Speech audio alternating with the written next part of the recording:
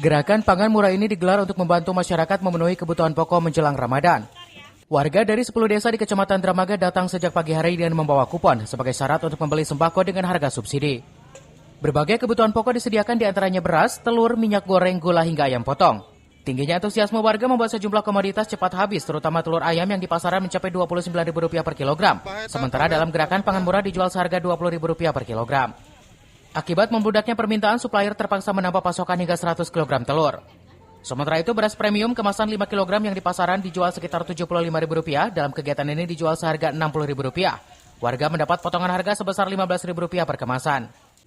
Kecamatan Dramaga, karena memang sebelumnya sudah di-share ya ke 10 desa bahwa gerakan pangan murah ini semuanya untuk peduli masyarakat dengan berbagai macam komoditi yang ada. Mereka juga antusias memilih beberapa item, semua komoditi alhamdulillah dipastikan habis 5 ton untuk persiapan. Pihak kecamatan berharap melalui gerakan pangan murah ini stabilitas harga dan daya beli masyarakat dapat terjaga menjelang bulan puasa. Dari Dramaga, Kabupaten Bogor, Iman Abdurrahman melaporkan.